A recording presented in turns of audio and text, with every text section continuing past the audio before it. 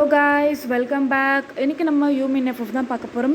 Hostel love last part நான் எதோட complete பண்ணியிருந்தேன் அப்படின்னா, அந்த லைன் கிட்டேருந்து நம்ம சுகாவை காப்பாற்றி அந்த ஃபாரஸ்ட் ஆஃபீஸர்ஸ் ஹாஸ்பிட்டலில் கூப்பிட்டு வந்து அட்மிட் பண்ணியிருப்பாங்க. சுகாவை செக் பண்ண டாக்டர்ஸும் வந்து என்ன சொல்லியிருப்பாங்கன்னா, இன்னமும் வந்து சுகாவுக்கு வந்து நினைவு வரல, ஏன்னா அந்தளவுக்கு பயங்கரமாக வந்து அடிபட்டிருக்கு. அவன் உயிரோடு இருக்கானா இல்லையான்றதையே வந்து எங்களால் இவ்வளோ நேரம் ஆச்சு கண்டுபிடிக்கிறதுக்கு. ஸோ ஒரு 24 hours பார்க்கலாம். அது மீறியும் அவன் வந்து அவன்கிட்டேருந்து எந்த ஒரு மூமெண்ட்டுமே இல்லை அப்படின்னா அவன் வந்து கோமாவில் இருக்கான்னு தான் அர்த்தம் அப்படின்னு சொல்லிட்டு போயிருப்பாங்க. ஸோ இதை கேட்டு ஜிமின் வந்து பயங்கரமாக அங்கேயே உட்காந்து அழுதுருப்பார். இதோடு தான் அந்த பார்ட் வந்து கம்ப்ளீட் பண்ணியிருந்தேன். சரி, ஓகே, வாங்க இந்த பாட்டு எனக்கு அப்படின்னு பார்க்கலாம். இந்த பாட்டோட ஸ்டார்டிங்கில் நம்ம ஜிம்மனை தான் காட்டுறாங்க. சுகாவை இன்னும் வந்து யாரையும் மீட் பண்ண விடலை, ஏன்னா வந்து அப்சர்வேஷனில் இருக்கணும் அப்படின்னு சொல்லிட்டு போயிருப்பாங்க. அதனால நம்ம ஜிம்மின் வந்து அந்த ரூமோட என்ட்ரன்ஸ்லேயே அந்த டோர்கிட்டே கீழே உட்காந்துட்டு அந்த டோர் மேலே சாஞ்சிட்டு சுகாவை நினச்சி பயங்கரமாக ஃபீல் பண்ணி அழுதுட்டு இருக்காரு. முடிஞ்ச வரைக்கும் நம்ம அப்புறம் நம்ம ஜிம்மினோட அம்மா எல்லாருமே வந்து சமாதானப்படுத்திட்டு இருக்காங்க. அந்த இடத்துக்கு நம்ம சுகாவோட அப்பாவும் அம்மாவும் வராங்க. என்னாச்சு என் பையனுக்கு அப்படின்ட்டு. ஸோ நம்ம வந்து நடந்தது எல்லாத்தையும் சொல்கிறாரு. இந்த மாதிரி ஆயிடுச்சு ஆண்டி, ஸோ அவன் உள்ளே இருக்கான், இன்னும் டாக்டர்ஸ் அலோவ் பண்ணல போய் பார்க்கறதுக்கு அப்படின்னு சொல்ல, இங்கே நம்ம சுகாவோட அப்பாவா ஜிம்மினோட அப்பா கிட்ட போயிட்டு ஒரே ஒரு வார்த்தை தான் கேட்குறாரு. எந்த அளவு கூட என் பையனையும் உன் பையனையும் நீ வேறு வேறு மாதிரி பார்த்த?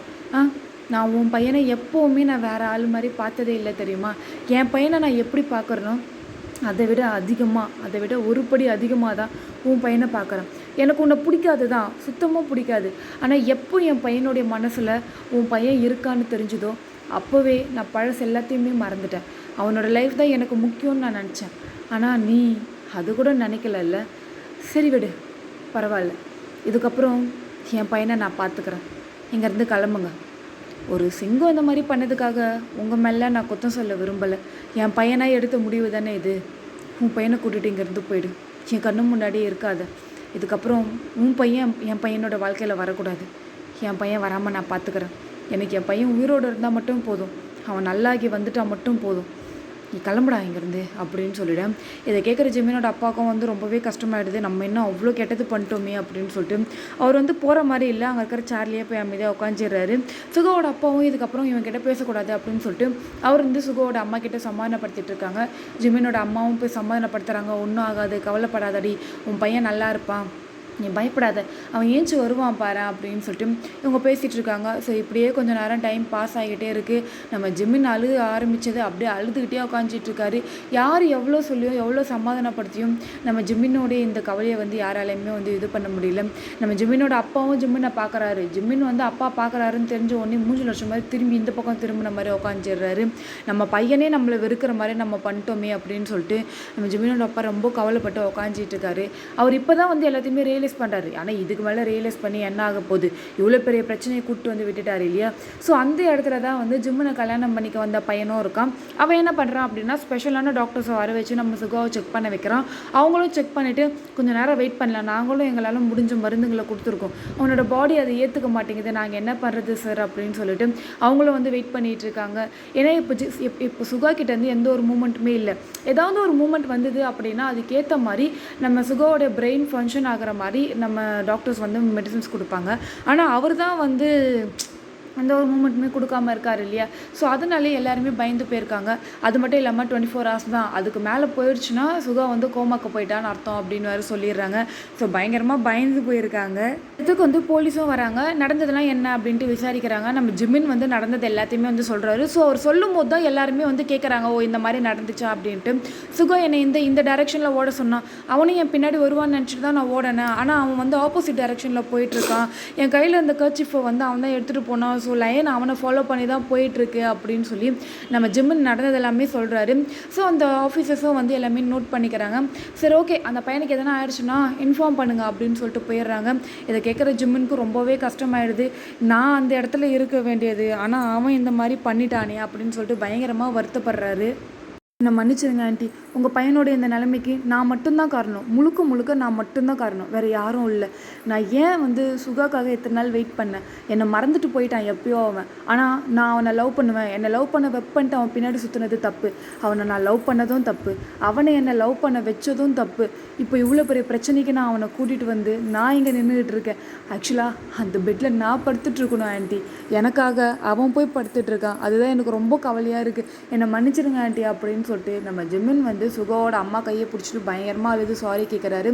அவங்களும் வந்து சமாதானப்படுத்துகிறாங்க. நீ என்னடா பண்ணுவ, இதுக்கும் உனக்கும் எந்த சம்மந்தமும் இல்லைடா, இதெல்லாம் நடக்கணும்னு இருக்குது, அவ்வளோதான், நீ வருத்தப்படாத ஜிமின், சுகாவுக்கு ஒன்றும் ஆகாது, அவன் எழுந்து வருவான் பாரு அப்படின்னு சொல்லிட்டு இவங்க வந்து நம்ம ஜிமினுக்கு சமாதானப்படுத்திட்டு இருக்காங்க. கைஸ், என் பொண்ணு வந்து முழிச்சிட்டு இருக்கா, அவள் காலை வசிச்சுட்டு இருக்கா, அவள் காலில் கொலுசு இருக்கிறதுனால கண்டிப்பாக அந்த சவுண்டு வந்து கேட்கும். நான் ஆட்டாதரின்னு சொல்கிறேன், அவன் வேணும்னே பண்ணுறான், அதனால் அட்ஜஸ்ட் பண்ணிக்கோங்க ஓகேவா. நான் என்னுடைய வால்யூமை கொஞ்சம் இன்க்ரீஸ் பண்ணிக்கிறேன். ஸோ இப்படி நம்ம ஜிம்மனை வந்து முடிஞ்ச வரைக்கும் எல்லாருமே வந்து சமாதானப்படுத்துகிறாங்க. யார் சமாதானப்படுத்தியும் நம்ம ஜிம்மினோட மனசு வந்து சமாதானமாகலை. ஏன்னா நம்ம சுகா நல்லா இருக்கான் அப்படின்ற விஷயம் வந்து இன்னும் யாரும் சொல்லலை இல்லையா. ஸோ அதனாலேயே அவன் பயந்து போய் உக்காந்துட்டு இருக்கான். இது எல்லாத்தையுமே வந்து கிம்மும் பார்க்குறாரு. அவருக்கும் வந்து புரியுது, அப்போ நம்ம ஜிம்மினோட மனசில் இப்படி ஒரு லவ் இருக்குது அப்படின்ட்டு. இது வந்து முடிஞ்சு போன லவ் இல்லை, ஆன்கோயிங்கில் போயிட்டுருக்கு. ஸோ நம்ம தான் தேவையில்லாமல் குறுக்க வந்துட்டோம். நம்ம ஜிம்மினை அந்த காட்டுக்கு கூட்டு போகாமல் இருந்திருந்தால் எவ்வளோ பெரிய பிரச்சனையாக வந்திருக்காது, இவ்வளோத்துக்கும் நான் தான் காரணம் அப்படின்னு சொல்லிட்டு அவர் வந்து எல்லாருக்கிட்டையும் மன்னிப்பு கேட்குறாரு. எல்லாருமே வந்து அந்த அந்த ஒரு சாரியும் வந்து ஏற்றுக்கிறாங்க. நீ வந்து தெரியாமல் பண்ணப்பா, இப்படி ஒரு லைன் வரும்ன்றது யாருக்கு தான் தெரியும், எனக்கும் அந்த ஃபாஸ்ட்டை பற்றி தெரியும், அதனால் உன் மேலே எந்த தப்பும் இல்லைப்பா, நீ அதெல்லாம் பெருசாக எடுத்துக்காத, நீ இங்கேருந்து வீட்டுக்கு போப்பா, நீ எதுக்கு வெயிட் பண்ணுற அப்படின்றாங்க. இல்லை சுகா நல்லாயிட்டான்னு தெரியாமல் என்னாலையும் போக முடியாது, நான் மட்டும் வீட்டுக்கு போய் எப்படி இருக்கிறது, அதுவும் இல்லாமல் ஜிம்மின் கஷ்டப்படுறதே என்னாலையும் பார்க்க முடியல, அவனோட லவ்வை அவன் கையில் கொடுத்துட்டு போகணுன்னு நான் ஆசைப்பட்றேன், பரவாயில்ல ஆண்டி நான் இருக்கேன், நான் வெயிட் பண்ணுறேன், என்னை போகணும் மட்டும் சொல்லாதீங்க அப்படின்னு சொல்லிட்டு இந்த கிம்மோ என்ன பண்ணிடுறான்னா அவனும் ஒரு பக்கம் போய் உக்காந்துடுறான். ஆளுக்கு ஒரு பக்கம் உக்காந்துட்ருக்காங்க. நம்ம ஜிமின் வந்து பயங்கரமாக ஃபீல் பண்ணிட்டு உக்காந்துட்ருக்காரு. ஸோ இதே மாதிரி அன்றைக்கி டே அப்படியே வந்து பாஸ் ஆகிடுது. டாக்டர் சொன்ன 24 hours முடியறதுக்கு இன்னும் ஒரு 10 minutes என்னமோ இருக்குது. டாக்டர்ஸ் எல்லாமே சுகா பக்கத்தில் தான் வந்து நின்றுட்டுருக்காங்க. அதாவது உள்ள சுகாவை செக் பண்ணிகிட்டு இருக்காங்க. எல்லாருமே செக் பண்ணிவிட்டு வெளியில் வராங்க. சரி ஓகே அவன் நல்லா ஆயிடுவான்ட்டு சொல்லுவாங்கன்னு பார்த்தா அப்படியே ஆப்போசிட்டாக சொல்கிறாங்க, எந்த ஒரு மருந்துமே அவரோட உடம்பை வந்து ஏற்றுக்கவே இல்லை, என்ன பண்ணுறதுன்னு எங்களுக்கு தெரியல, இதுக்கு மேலே என்ன ட்ரீட்மெண்ட் கொடுக்குறதுன்னு தெரியல அப்படின்னு சொல்லிட்டு த பெஸ்ட் டாக்டர்ஸ் எல்லாருமே வந்து சொல்லிடுறாங்க. இதை கேட்குற ஜிம்மின் அங்கேயே உட்காந்து ஓன்னு அழ ஆரம்பிச்சிடுறாரு. எல்லாருமே பயங்கரமாக அழுகுறாங்க, என்ன பண்ணுறது ஏது பண்ணுறதுனே தெரியல. ஸோ நம்ம அதை டாக்டர்ஸ் என்ன சொல்லிடுறாங்கன்னா, இது வந்து கோமாவோட ஸ்டார்டிங் தான், ஸ்டார்டிங்கும் சொல்ல முடியாது, அவர் வந்து கோமாவில் தான் இருக்கார், சாரி சார், எங்களால் உங்கள் பையனை ரெக்கவர் பண்ண முடியல, அவனோட பாடி எதையுமே ஏற்றுக்க மாட்டேங்குது, எங்களை மன்னிச்சிடுங்க, நீங்கள் போய் யாருன்னா பேசணுன்னா போய் பேசி பாருங்க அப்படின்னு சொல்ல நம்ம ஜிம்மன் உள்ளே போகிறதுக்கே பயப்படுறாரு. ஆக்சுவலாக அவர் பயங்கரமாக தயங்குறாரு. இல்லை நீங்கள் எப்படியாவது என்னோடய சுகாவை எனக்கு காப்பாற்றி கொடுத்துருங்க, நான் உங்களுக்கு நீங்கள் என்ன கேட்டாலும் நான் பண்ணுறேன் அப்படின்றாரு. சார் இங்கே பாருங்கள், புரிஞ்சுக்கோங்க, கிம் எங்களுக்கு எல்லா விதமான இதுவும் பண்ணி கொடுத்துருக்காரு, நாங்கள் அவருக்கு கொடுக்க வேண்டிய எல்லா மருந்துகளையுமே நாங்கள் கொடுத்துட்டோம், ஆனால் அவரோட பாடி அதை ஏற்றுக்க மாட்டேங்குது, என்ன ஏதுன்னு எங்களுக்கு புரியல, அவர் லிட்ரலி இப்போ கோமாவில் இருக்கார், நீங்கள் ஏன் அதை புரிஞ்சுக்க மாட்டேங்கிறீங்க, எங்களால் முடிஞ்சது எல்லாத்தையுமே நாங்கள் பண்ணிட்டோம், அந்த கடவுள் என்ன நினச்சிருக்காருன்றது யாருக்கு தெரியும், போங்க நீங்கள் போய்ட்டு சுகாவை பார்க்குறது இருந்தால் பாருங்கள், பேசி பாருங்கள், இல்லை அப்படின்னா அவருடைய பார்ட்ஸை வேறு யாருக்குன்னா கொடுக்கறதுக்கு உங்களுக்கு எதனா பிளான் இருக்கான்ட்டும் உங்களுக்குள்ளே பேசி பாருங்கள் அப்படின்னு சொல்லிடுவாங்களா. அவ்வளோதான். இதை கேட்குற ஜிம்மினுக்கு ரொம்பவே கஷ்டமாயிடுது. அதாவது வந்து நம்ம சுகா வந்து இதுக்கப்புறம் கோமா தான், அவனோட லைஃப் வந்து எத்தனை வருஷத்துக்கு அவன் கோமாவில் இருப்பான் என்ன ஏதுன்னு அவங்களால சொல்ல முடியாது இல்லையா. ஆனால் அவர் வந்து கண்டிப்பாக கோமாவில் இருப்பார் அப்படின்றதை அவங்க சொல்லிடுறாங்க. ஸோ அப்படி வேஸ்ட்டாக அவர் அந்த கோமா அப்படின்ற ஒரு கண்டிஷனில் அந்த ஹாஸ்பிட்டல் பெட்டில் இப்படி அவர் வந்து கஷ்டப்படுறதுக்கு அவரோட ஹார்ட்டு ஐஸு ஸோ இந்த மாதிரி பார்ட்ஸை வந்து மற்ற பேஷண்ட்ஸ்க்கு வந்து கொடுத்து அவங்களோட உயிரை வந்து காப்பாற்றலாம் அப்படின்ற மாதிரி இவங்க சொல்லிவிட்டு அப்படியே நகர்ந்து போயிடுறாங்க. நம்ம ஜிம்முனுக்கு ரொம்பவே வந்து கஷ்டமாயிடுது, என்னடா இது இந்த மாதிரி சொல்லிட்டாங்களே அப்படின்னு சொல்லிட்டு எல்லாருமே வந்து நம்ம ஜிம்மில் போக சொல்கிறாங்க, நீ போய் பார்த்துட்டு வா, இதுக்கப்புறம் நாங்கள் போய் பார்க்குறோம் அப்படின்னு சொல்லிடுறாங்க. நம்ம ஜிம்மின் தயங்கிக்கிட்டே வந்து உள்ளே போகிறாரு. உள்ளே போனால் நம்ம சுகாவை வந்து அந்த பெட்டில் படுக்க வச்சுருக்காங்க. போய் அமைதியாக பக்கத்தில் அந்த சேரில் உட்காந்துடுறாரு. நம்ம சுகாவோட கையை வந்து ஹோல்ட் பண்ணுறாரு. பிடிச்சிட்டு நம்ம சுகாவோட ஃபேஸை பார்க்குறாரு. கண்ணை மூடி நம்ம சுகா படுத்திருக்காரு. எந்த ஒரு அசைவுமே இல்லை. ஏதோ ஒருத்தன் படுத்திருக்கான், அவ்வளோதான். ஏதோ கொஞ்சம் நஞ்சம் உயிர் அவங்க உடம்புல இருக்குது அப்படின்றத வந்து நம்ம ஜிம்மின் நல்லாவே வந்து ஃபீல் பண்ணுறாரு. பயங்கரமாக அழுகுறாரு. அவருடைய மனசில் வந்து இந்த டாக்டர்ஸ் வந்து லாஸ்ட்டாக சொன்னாங்க இல்லையா, அவரை இவ்வளோ நாள் இதுக்கப்புறம் எத்தனை நாள் அவன் கோமாவில் இருப்பான்னு தெரியாது, இந்த பெட்டில் படுக்க வச்சு அவனோட உடம்பை கஷ்டப்படுத்தி அவனோட எண்ணங்களை வந்து கொடுமைப்படுத்துறதுக்கு அவனோட பார்ட்ஸை வந்து மற்றவங்களுக்கு கொடுத்து மற்றவங்களோட உயிரை வந்து காப்பாற்றலாம் அப்படின்னு சொல்லியிருப்பாங்க இல்லையா. ஸோ அதையே வந்து யோசிச்சுட்டு இருக்காரு. ஒரு சைடு வந்து நம்ம சுகாவை இழக்கக்கூடாதுன்ற ஒரு எண்ணம் இருக்குது, இன்னொரு சைடு வந்து நம்ம சுகாவுக்கு இப்படி ஒரு நரகத்தை கொடுக்கணுமா அப்படின்ற ஒரு எண்ணமும் இருக்குது. பயங்கரமாக நம்ம ஜிம்மின் வருத்தப்படுறாரு. ஸோ நம்ம சுகாவோட முகத்தை பார்த்துக்கிட்டே இருக்காரு. சுகா எழுந்துருடா, எனக்காக எழுந்துருடா சுகா. நான் உன் பக்கத்தில் உட்காந்துருக்கேன்டா, உன் கையை பிடிச்சிருக்கேன்டா. உனக்கு எக்ஸைட்டாகவே இல்லையாடா? ப்ளீஸ் சுகா, எழுந்துரு சுகா, என்னை பாருடா. என்னென்னமோ சொல்கிறாங்க, எனக்கு ரொம்ப பயமாக இருக்குது. நீ ஏன்டா என்னை காப்பாற்றின? என்னை எதுக்குடா காப்பாற்றின? என்னை காப்பாற்றிட்டு நீ இப்படி மாட்டிக்கிட்டியே, ஏன்டா இந்த மாதிரி பண்ண? நம்ம 2 பேருமே இந்த மாதிரி ஆயிருந்தால் ரொம்ப சந்தோஷமாக இருந்திருப்போம்ல. 2 பேருமே ஒன்றா செத்துருந்தா கூட ரொம்ப நிம்மதியாக இருந்திருப்போம்டா நம்ம. இப்போ என்னை விட்டுட்டு நீ இந்த நிலமையில இருக்கியே சுகா. சுகா ப்ளீஸ்டா, விளையாடாதடா. ஒரே தடவை என்னை கண் முழிச்சு பாரு, ஒரு தடவை. இதுக்கப்புறம் இந்த மாதிரி நான் உன்னை பெட்டில் படுக்கவே நான் விட மாட்டேன்டா. இந்த மாதிரிலாம் சான்ஸே இல்லை. நான் உன் கூடவே இருப்பேன் சுகா. யாரும் எனக்கு தேவையில்லை, எங்கள் அப்பா எங்கள் அம்மா யாருமே எனக்கு தேவையில்லை. உன் கையை பிடிச்சிட்டு உன் கூடவே வந்துடுறேன்டா. இல்லையா? இல்லை என்னை விட்டு போறியா? சரி போ, ஆனால் நானும் உன் கூட வந்துடுவேன். என்னையும் கூட கூட்டிகிட்டு போடா அப்படின்னு சொல்லிட்டு நம்ம ஜிமின் பயங்கரமாக அழுதுகிட்டே நம்ம சுகா கிட்டே பேசிகிட்டு இருக்காரு. அழுகுறாரு, தேம்பி தேம்பி அழுகுறாரு. ஏண்டா உன்னை இந்த நிலமையில பார்க்கறதுக்காக நான் உன்னை லவ் பண்ணுறேன்னு சொன்னேன்.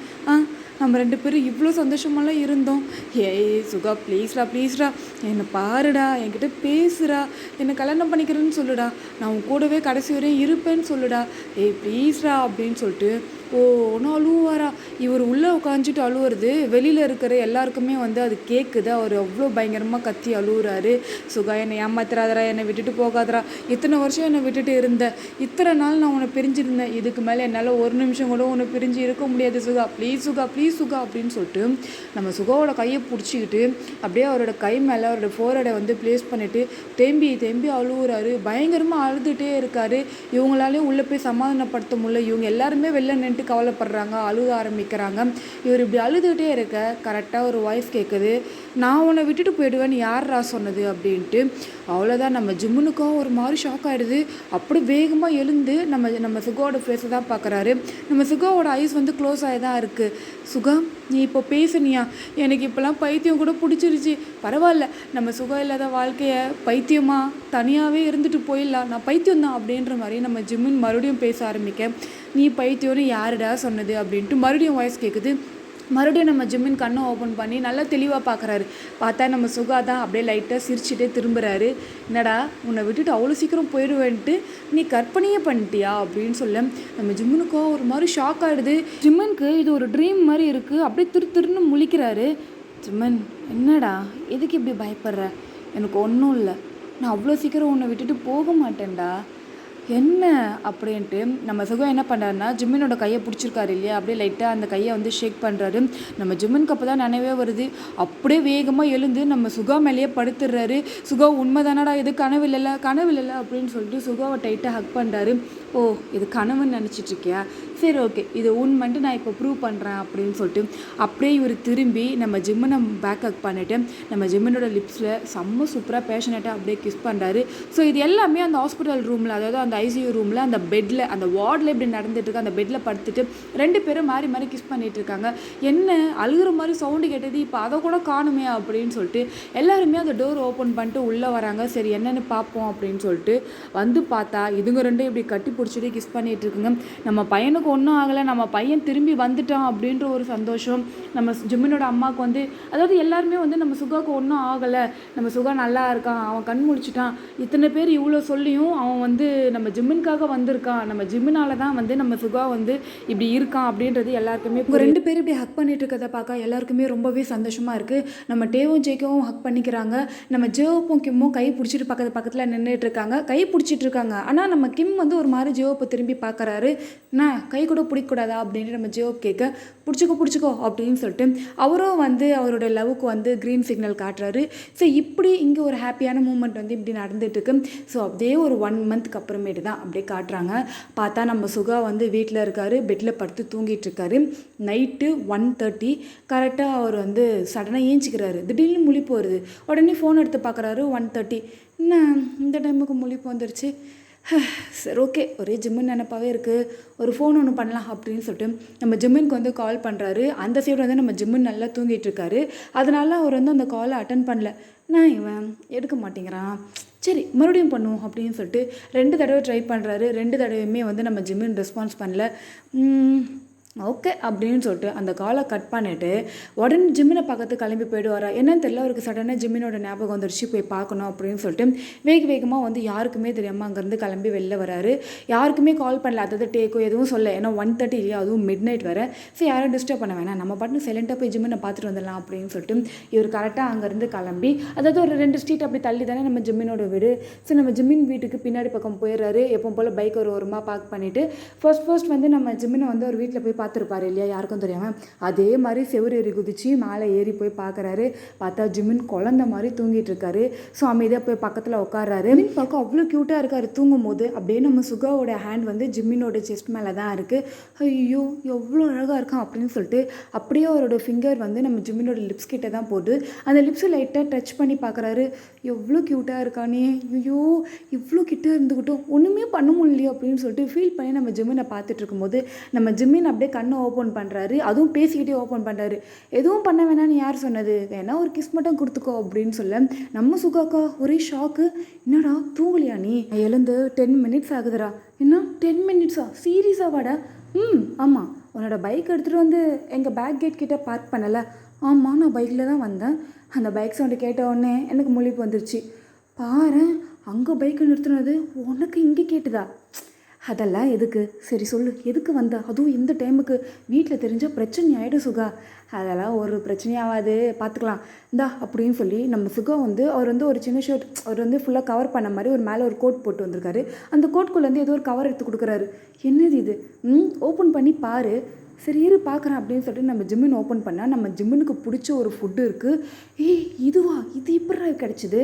நீ மதியம் பேசிகிட்டு இருக்கும்போது எனக்கு இது சாப்பிட்ணுன்னு தோணுச்சின்னு சொன்னியா, அது நான் அப்புறம் வாங்கி தரணும்னு சொல்லிட்டு வச்சுட்டேன். அது அப்படியே டைமும் போயிடுச்சு. இவ்வளோ நேரம் தூங்கிட்டு இருந்தேன் பாரு, என்னன்னு தெரில, சடனாக முழிப்பு வந்துச்சு, உன் நினப்பாவே இருந்தது. நான் கால் பண்ணேன், நீ எடுக்கலை. ஒரு வேளை இது வாங்கி கொடுக்காதனால கோவமாக இருக்கியோன்னு ஒரு டவுட்டு. அது மட்டும் இல்லாமல் நீ ஆசைப்பட்டு கேட்டேன், என்னால் வாங்கிட்டு வந்து தர முடியல இல்லையா, அதுதான் இப்போ வாங்கிட்டு வந்தேன். கேட்டேன் தான், அதுக்குன்னு 1:30 மணிக்கு போய் வாங்கிட்டு வந்திருக்கேன். இன்னதுக்கு எந்த கடைடா திறந்துருக்கோம்? அதெல்லாம் நம்ம இன்னொரு நாள் பேசிக்கலாம். இது சூடாக இருக்கும்போது சாப்பிட்டா தான் சூப்பராக இருக்கும். காட்டு, நான் உனக்கு ஊட்டி விடுறேன் அப்படின்னு சொல்லிட்டு நம்ம சுகம் என்ன பண்ணுறாருன்னா அந்த பார்சலை ஓப்பன் பண்ணி நம்ம ஜிம்முனுக்கு வந்து அப்படியே பொறுமையாக ஊட்டி விட்டுருக்காரு. நம்ம ஜிம்முனும் அவ்வளோ க்யூட்டாக சாப்பிட்றாரு. குட்ரா சூப்பராக இருக்குடா, டேஸ்ட்டு சூப்பராக இருக்கே, எங்கடா வாங்கினேன்? நீ என் கூட இருக்கும்போது உன்னை கூட்டிகிட்டு போய் வாங்கி தரேன், இந்தா சாப்பிடு அப்படின்னு சொல்லி இவர் ஊட்டி விட்டுக்கிட்டு இருக்க நம்ம ஜிம்முனும் பயங்கரமாக சாப்பிட்றாரு. நம்ம ஜிம்முனும் வந்து நம்ம சுகாவுக்கு ஊட்டி விடுறாரு. 2 பேரும் அத்தராத்தில் இப்படி ஒரு வேலையை பார்த்துட்ருக்காங்க. ஃபுல்லாக கம்ப்ளீட் பண்ணிவிட்டு சரி ஓகே, இதை இங்கே போட்டால் உங்கள் அப்பா கண்டுபிடிச்சிருவாரு, நான் போகும்போது தூக்கிட்டு போயிட்டு எங்கள் வீட்டுக்கிட்ட இருக்கிற குப்பை தொட்டில் போட்டு வரேன். சரி. சுகா, சொல்லுடா, கிளம்புறியா? ஆமாம், இப்போ நான் வந்த வேலை முடிஞ்சதில்ல, கிளம்பி தானே ஆகணும், இங்கே வா, பாய போட்டு படுக்கிறது. சுகா சொல்லுடா, இன்னும் கொஞ்சம் நேரம் என் கூட இருறேன். என்னது இன்னும் கொஞ்சம் நேரமா? எனக்கு இப்போவே பயங்கரமாக தூக்கம் வர மாதிரி இருக்குது ஜிம்மு. நான் தூங்கிட்டேன்னு வச்சுக்கோயேன், காலையில் உங்கள் அப்பா வந்து 2 பேரையும் பார்த்து கொண்டே போட்டுருவார். ஓஹோ அப்படியா அப்படின்ட்டு ஒரு விதமாக வாய்ஸ் கேட்குது. நடா ஜிம்மன் திடீர்னு வாய்ஸை மாற்றி பேசுகிறேன். நான் எங்கடா வாய்ஸை மாற்றி பேசுகிறேன்? நான் எங்கே பேசுனேன்? இப்போ தான் அப்படியான்னு கேட்டியே. நான் எப்போ அப்படியான்னு கேட்டேன்? நீ தானடா கேட்ட. என்ன சுகா நீனு தூக்க கலக்கத்தில் வளர்றியா? அப்படியா ஓப்படியான்னு அதெல்லாம் நான் எதுவும் கேட்கல அப்படின்ட்டு இவங்க 2 பேரும் மாறி பேசிகிட்டு இருக்கேன். கரெக்டாக அந்த ரூமோட லைட் ஆன் ஆகுது. பேசிட்டு தானே இருக்கேன், எதுக்குடா லைட்டு போட்டேன்? நான் எங்கே லைட் போட்டேன்? நான் போடவே இல்லை, நீ தான் கை தவறி போட்டிருப்பேன். நான் உன் பக்கத்தில் தானே, அதுவும் உன் கையை பிடிச்சி தானே உட்காந்துட்டு இருக்கேன் அப்படின்ட்டு 2 பேரும் பேசிக்கிட்டு திரும்பி பார்த்தா நம்ம ஜிம்மினோட அப்பாவும் ஜிம்மினோட அம்மாவும் நின்றுட்டு இருக்காங்க. ஐயோ, அப்பா அம்மா எப்போ வந்தீங்க? உனக்கு ஊட்டி விட ஆரம்பித்தால அப்போவே வந்துட்டோம் அப்படின்ட்டு நம்ம ஜிம்மினோட அம்மா சிரிச்சுக்கிட்டே சொல்கிறாங்க. நம்ம ஜிம்மினோட அப்பாவா அப்படியே முறைச்சிக்கிட்டு பார்க்குறாரு. ஐயோ அங்கிள் வேற முறைக்கிறாரு. இல்லை அங்கிள், இவன் தான் ஃபோன் பண்ணி எனக்கு பசிக்குது எதனா வாங்கிட்டு வான்னு சொன்னானா, அதான் அங்கிள் வந்தேன். என்னது நான் வாங்கிட்டு வர சொன்னானா? நீ எதனாடா செவரு குதிச்சு ஓடி வந்த, நான் உன்னை வாங்கிட்டு வர சொன்னானா அப்படின்ட்டு நம்ம ஜிம்மினும் சுகம் மாறி வாக்குவாதம் பண்ணுறாங்க. சரி அப்போ நீயும் சொல்லலை, அவனும் எதிர்த்து வந்துட்டான் இல்லை? ஆமாப்பா. அப்பா அது வந்து அது அது அப்படின்ட்டு நம்ம ஜிம்மின் எக்ஸ்பிளைன் பண்ண ட்ரை பண்ணார் பாருங்க. உங்களுக்குலாம் இதுக்கப்புறம் பேச்சே கிடையாதுடா. எத்தனை முறை சொல்கிறது, கொஞ்ச நாளைக்கு இந்த மாதிரி சேட்டெல்லாம் பண்ணாதீங்க, காலேஜ் கம்ப்ளீட் பண்ணுங்க, அப்புறம் பார்த்துக்கலாம், மேரேஜ் லவ் இவெல்லாம் சொல்கிறேன். ஆனால் நீங்கள் என் கண்ணில் மண்ணை தூவிட்டு வீடு வரைய வந்திருக்கியா நீ அப்படின்னு சொல்லிட்டு ஜிம்மின் ரூம்லேயே ஒரு உருட்டுக்கட்டை இருக்குது, அதை தூக்கின்னு வருவாரா நம்ம சுகா அடிக்கிறதுக்கு. ஐயோ அங்கிள் என்னை விட்டுருங்க, நான் இதுக்கப்புறம் வரவே மாட்டேன் அப்படின்னு சொல்லிட்டு நம்ம சுகா வந்து தலைதறிக்க ஓடுறாரு. நம்ம ஜிம்மினோட அப்பாவும் பின்னாடியே துரத்திட்டு வர்றாரு. உன்னை விட மாட்டேன்டா, நான் என் கண்ணில் மண்ணை தூவிட்டு அப்போ என் பையனை அப்போ டெய்லி நைட்டு வந்து என் பையனை நீ கரெக்ட் பண்ணுறியா, உன்னை விட்டாதான்டா எனக்கு இது மாதிரி பிரச்சனை வரும் உன்னை அப்படின்னு சொல்லிட்டு தொட்டிகிட்டே ஓடுறாரு. நம்ம ஜிமினோட அம்மாவும் ஜிமினும் ஒரு பக்கம் சிரிச்சுட்டே உட்காந்துட்டு இருக்காங்க. அப்பா மாறவே மாட்டாராம்மா. இப்போதைக்கு மாற மாட்டார், ஆனால் உங்களோட மேரேஜ்க்கு ஒத்துக்கிட்டதே பெரிய விஷயம் அப்படின்னு சொல்லிட்டு நம்ம ஜிமினோட அம்மாவும் வந்து ஒரு சில விஷயத்தை வந்து யோசிச்சு பார்க்குறாங்க. அதாவது நம்ம சுகா வந்து ரெக்கவர் ஆனதுக்கு அப்புறமேட்டு, அதாவது ஹாஸ்பிட்டல்லேருந்து டிஸ்சார்ஜ் ஆகல, ஹாஸ்பிட்டலில் இருக்கும்போது நம்ம ஜிமினோட அப்பா வந்து நம்ம சுகா கிட்ட பயங்கரமாக மன்னிப்பு கேட்டிருப்பாரு. மன்னிப்பு கேட்டது மட்டும் இல்லாமல், நான் பண்ணது ரொம்ப பெரிய தப்பு, நீ பேச்சு மூச்சு இல்லாமல் இருந்தப்போ என் பையன் என்கிட்ட இது வரைக்கும் பேசாததெல்லாம் பேசினான், அப்போ தான் தெரிஞ்சுது அவன் உன்னை எவ்வளோ லவ் பண்ணுறான். அது மட்டும் இல்லாமல் என் பையனை காப்பாற்றிட்டு நீ இப்படி இருந்துட்ட, எனக்கு என்ன சொல்கிறதுனே புரியல. என்னால் உங்கள் 2 பேரோட லவ்வை இந்த அளவுக்கு கூட ஜட்ஜ் பண்ண முடியல. ஒருத்தர் இப்படி நேசிக்கிறீங்கன்ட்டு எனக்கு தெரியாமல் போச்சு சுகா. I'm so sorry. நான் உங்கள் 2 பேருக்குமே கல்யாணம் பண்ணி வைக்கிறேன், உனக்கே என் பையனை நான் கட்டி கொடுக்குறேன் அப்படின்ட்டு எல்லாருக்கிட்டையுமே வந்து சொல்லியிருப்பாரு. நம்ம ஜிமின்கிட்டையும் பயங்கரமாக மன்னிப்பு கேட்டிருப்பாரு, நம்ம சுகாக்கிட்டையும் சாரி கேட்டிருப்பாரு. எல்லாருக்கிட்டையுமே ஒவ்வொருத்தராக தனித்தனியாக மன்னிப்பு கேட்குறாரு. அதுக்கப்புறமேட்டு தான் இவங்க வந்து ஹாஸ்பிட்டல்லேருந்து டிஸ்சார்ஜ் ஆனதுக்கு அப்புறமேட்டு தான் இவங்க அதை இப்போது செம் முடிஞ்சிருக்கோம் இல்லையா, நம்ம ஜிம்மின் போயிட்டு அவரோட எக்ஸாமை கம்ப்ளீட் பண்ணிட்டு வந்திருப்பாரு. வீட்டில் இருந்தே படிக்கலாம் அப்படின்ட்டு ஒரு பிளான் இருக்கும். ஸோ அதாவது ஒரு செம் நம்ம சுகாவால் வந்து அவரோட ஃபைனல் இயர் இல்லையா, லாஸ்ட் செம் வந்து நம்ம சுகாவால் போய் அட்டன் பண்ண முடியல, ஏன்னா ஒரு ஹாஸ்பிட்டல் ஃபுல்லாக ரெஸ்ட் எடுக்கணும். அதனால இந்த ஒரு செம் வந்து நானும் வந்து சுகா கூட வீட்லேயே இருந்து நான் படிக்கிறேன் அப்படின்னு சொல்லி இவங்க 2 பேருமே இப்படி வந்து ஒரு பிளானை போட்டு இங்கேயே தங்கிட்டு இருப்பாங்க. அது அப்போவே வந்து நம்ம ஜிமினோட அப்பா என்ன சொல்லியிருப்பாங்கன்னா, படிக்கிறதுனா படிக்கிற வேலையை மட்டும்தான் பார்க்கணும், இங்கெங்கெல்லாம் சுற்றின்னு இருக்கக்கூடாது, கரெக்டான டைம் வரும்போது நாங்களே வீட்டில் பேசி உனக்கு மேரேஜ் பண்ணி வைப்போம்னு சொல்லியிருப்பாங்க. இதுங்க ரெண்டும் சரின்னு தலையாட்டிட்டு அத்திரத்தில் எவ்வளோ பெரிய வேலையை பார்த்துருக்கோங்க. இதை தான் வந்து நம்ம ஜிமினோட அம்மாவும் உட்காந்து யோசிச்சுட்டு இருக்காங்க. இங்கே நம்ம சுகாவா விழுந்தடிச்சு ஓடிடுறாரு. அவர் போனதுக்கப்புறமேட்டு நம்ம ஜிமினோட அப்பா வராரு. சரி ஜிமின் படுத்து தூங்கு. அப்பா 2 பேரும் தான் தப்பு பண்ணோம், ஆனால் சுகாவை மட்டும் அடிக்க போனீங்க, என்ன ஒரு வார்த்தை கூட கேட்கல. அப்படி இல்லைடா, இது தப்புலாம் கிடையாது, இதெல்லாம் சின்ன விளையாட்டு. நீங்கள் கல்யாணம் பண்ணி உங்களுக்குன்னு ஒரு குழந்தை குட்டின்னு வந்ததுக்கப்புறமேட்டு நாங்கள் இப்படிலாம் லவ் பண்ணோம், எங்கள் லைஃப்பில் இப்படிலாம் நடந்ததுன்ட்டு நீங்கள் சொல்லும் போது அது இன்ட்ரெஸ்டிங்காக இருக்கும். பெருசாக அவன் மேலே எனக்கு எந்த கோபமும் கிடையாது. அவன் வந்துட்டு போனது கரெக்டு தான், ஆனால் அவன் வந்துட்டு போகிற வழியும் நேரமும் தான் தப்பு. அதனால தான் அவனை இப்படி திட்டி அனுப்பிச்சிருக்கேன். மற்றபடி எனக்கு சுகா மேலெலாம் எந்த கோபமும் கிடையாது. நீங்கள் நிம்மதியாக உங்களோட லைஃப்பை ரொம்ப ஹாப்பியாக எடுத்துகிட்டு போகிறத நானும் அம்மாவும் பார்க்கணும், அவ்வளோதான். எனக்கு வேறு எந்த பிரச்சனையும் கிடையாதுடா அப்படின்னு சொல்லிட்டு நீ தூங்கு அப்படின்ட்டு நம்ம ஜிமினோட அப்பா வந்து நம்ம ஜிமினோட ஃபோரில் கிஸ் பண்ணி அவரை படுக்க வச்சு பெட்ஷீட்லாம் போட்டு இன்னமும் குழந்த மாதிரி பெட்ஷீட்லாம் போட்டு தட்டி தூங்க வச்சுட்டு இவங்க 2 பேரும் கீழே இறங்கி போகிறாங்க. என் பையனுக்கு நானே பார்த்து வச்சா கூட இப்படி ஒரு பையனை பார்த்து வைக்க மாட்டேன் தெரியுமா. எனக்கு இப்போ நம்பிக்கை வந்துருச்சு, எனக்கு அப்புறம் என்னை விட என் பையனை சுகா நல்லா பார்த்துப்பாங்க தெரியுமா. நிறைய பேர் சொல்லுவாங்க, ஒரு சில ஸ்டோரிஸ் எல்லாம் கூட இப்படி ஒரு லவ்வா, இப்படிலாம் இருப்பாங்களா, இப்படிலாம் வாழ்ந்தாங்களா அப்படின்ட்டுலாம் நான் நிறைய பார்த்துட்டு சே கதை தானே அப்படின்னு நினச்சிருக்கேன். ஆனால் இவங்க 2 பேரோட லவ் இருக்குது பாரு, என்னால் சத்தியமாக அதை நினச்சி கூட பார்க்க முடியல. சுகா இடத்துல நான் இருந்தால் அந்த செங்கத்துக்கிட்ட என் பையனை மாட்டை விட்டுட்டு நான் வந்திருப்பனோ, எனக்கு அது தெரியல, என்னால் அதை சுத்தமாக யோசிச்சு பார்க்க முடியல. ஆனால் அவன் என் பையனை காப்பாற்றினான். எனக்கு அப்போவே சுகாவை ரொம்ப பிடிச்சி போச்சு. அவன் நல்ல பையன்தான், ஆனால் ஏன்னு தெரில, அவனை பற்றி புரிஞ்சுக்கிறதுக்கு எனக்கு இத்தனை நாள் ஆச்சு. சீக்கிரமாக வருஷங்கள் ஓடி போகணும், அப்போ தான் என் பையனுக்கும் அவனுக்கும் கல்யாணம் பண்ணி வச்சு சந்தோஷமாக 2 பேரும் வாழ்கிறத நான் பார்க்கணும் அப்படின்னு சொல்லி இவங்க சந்தோஷமாக பேசிக்கிட்டே போகிறாங்க. நம்ம ஜிமின் வந்து தூங்குனாருன்னு பார்த்தா, ஆனால் அவர் ஏஞ்சிக்கிறாரு. ஃபோன் எடுத்து நம்ம சுகாவுக்கு கால் பண்ணுறாரு. என்னோட அப்பா அடித்தாரா அப்படின்னு கேட்க, நாங்களாம் யார், என்னோட ரன்னிங்லாம் எப்படி தெரியுமா இருக்கும், ஆனால் என்ன மூச்சு தான் வாங்குது, என்ன உங்கள் அப்பா போயிட்டாரா, போயிட்டாரு, என்னை எதுவும் சொல்ல அதான் நான் உன்னையும் சொல்ல போகிறாரு, நீ தப்பு பண்ணுறதை பார்த்தாலே உன்னை எதுவும் சொல்ல மாட்டார், இப்போ மட்டும் உன்னை சொல்லிட்டு வரேன். ஐயோ சரி சுகா, எங்கள் அப்பாவை கிண்டல் பண்ணாத, நல்ல அப்பா நல்ல பையன்டா, சரி நீ படுத்து தூங்கு, நாளைக்கு மார்னிங் நம்ம ஸ்டடியை கண்டினியூ பண்ணலாம் அப்படின்னு சொல்லிட்டு ரொம்ப ஹாப்பியாக பேசிக்கிட்டு நம்ம சுகா வந்து அந்த காலை கட் பண்ணுறாரு. நம்ம ஜிம்முனும் வந்து ஓகேடா குட் நைட் லவ் யூ அப்படின்னு சொல்லிட்டு அவரும் அந்த காலை கட் பண்ணுறாரு. இப்படியாக இவங்களோட லைஃப் இந்த மாதிரி ரொம்ப ஹாப்பியாக அப்படியே பாஸ் ஆகிற மாதிரி நான் இந்த ஸ்டோரியை இங்கே கம்ப்ளீட் பண்ணிடுறேன்.